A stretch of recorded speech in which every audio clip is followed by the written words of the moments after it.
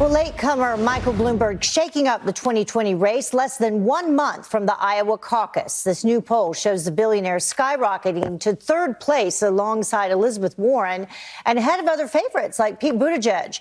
So who stands the best chance in the Hawkeye state? Campaign strategist John Thomas is live for us to weigh in. Thank you very much for joining us. Great to have you with us. Good to see you, Heather. So what do you make of this latest poll? Bloomberg seems to be surging a bit. Yeah, it appears to be that his massive ad buy seems to be raising his name ID and is sticking. But more than this good news for Bloomberg, it's terrible news for Elizabeth Warren. As you're going into this home stretch in Iowa, Heather, the runway is shortening and Elizabeth Warren's lane is narrowing because Sanders seems to be popping pretty well. And Biden and Bloomberg seem to be occupying that kind of center-left lane, leaving Elizabeth Warren with no place to go. At this point, if you're Elizabeth Warren, you need nothing but good news, not bad news. So what does she do to, solicit some good news?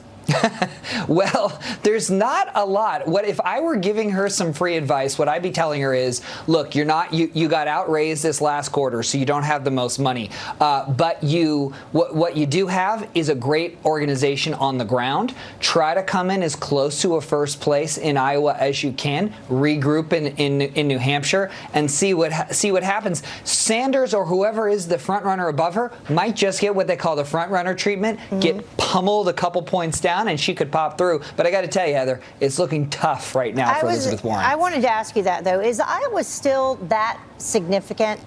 It is. It's hugely important, and it's not because of the delegates. It's because of the perception of momentum. It's the press narrative that gets driven from Iowa. And but remember, it's not everything. Remember, Ted Cruz won Iowa in 2016. He's obviously didn't go on to win the primary. But what you can find is that if one candidate wins Iowa, wins New Hampshire, and comes in the top two in South Carolina, the momentum could whipsaw them right into Super Tuesday. Mike Bloomberg's betting that the field remains fractured and that he can capitalize with his money on Super Tuesday. I was going to say, and that momentum then can add up to additional money. So that leads to this next question. How much does money talk in terms of the race for president?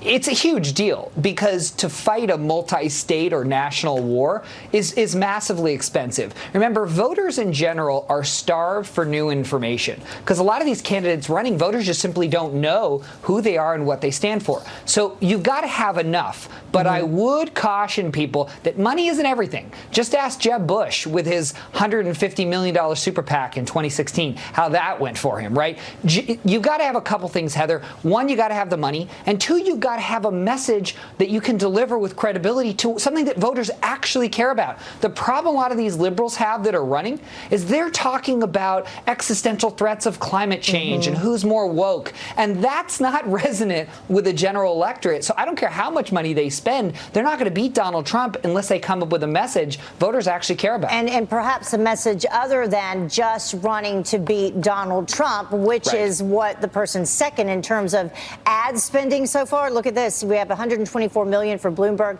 $84 million Tom Steyer right there. That's who I'm referencing. 18 million, 20 million Buttigieg, and then Sanders coming in at 18 million, and then Elizabeth Warren at 12 million.